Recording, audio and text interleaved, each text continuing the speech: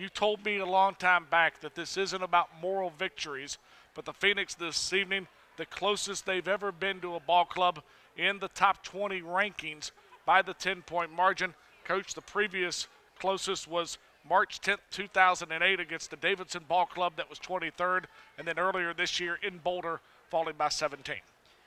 Well, it was a great night for Elon basketball in the sense that we had a tremendous crowd and we had a very good basketball team that's nationally recognized as a very good basketball team, and they played better than we did. And I thought our kids, our guys really played hard, and I thought we played good in stretches.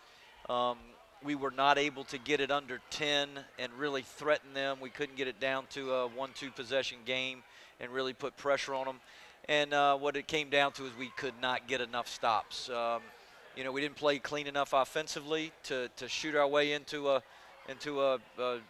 victory. But what you really have to do is get stops and stops at the right time. We were not able to do that, as seen by giving up 84 points, and as a result, we came up short. Let me ask you a little bit on one of the topics that you touched on during your opening statement. Coach, I thought the crowd was fantastic. Fantastic. Absolutely wonderful night in terms of the energy and enthusiasm around our program for our students to be here.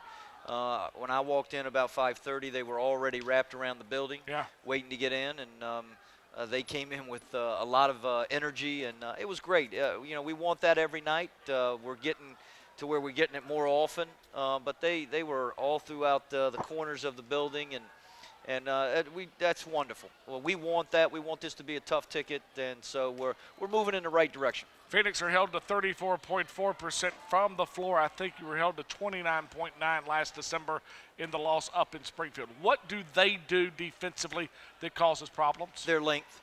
Okay.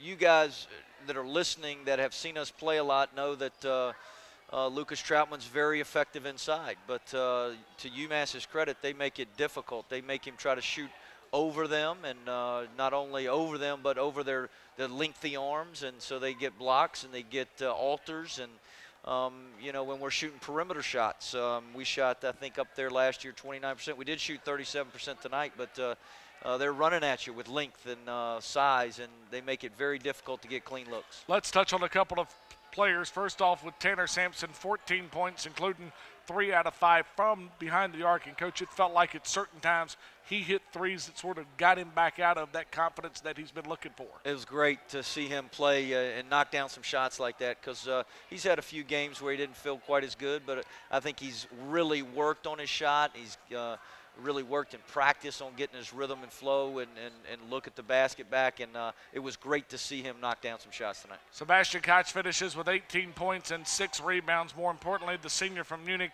joins the 1,000-point club, and your ball club becomes the first team since the mid-1960s to have 3,000-point scorers on it in the same year. Isn't that great for Sebastian? A guy that was lightly recruited out of high school, and we came after him aggressively. We were fortunate enough to encourage him to attend Elon, and now he's really worked on his game. He's a pro prospect now, and for him to get his 1,000th point is a great milestone. Coach, thanks, and we'll talk Tuesday night from the Mellow Mushroom. Thanks, Taylor.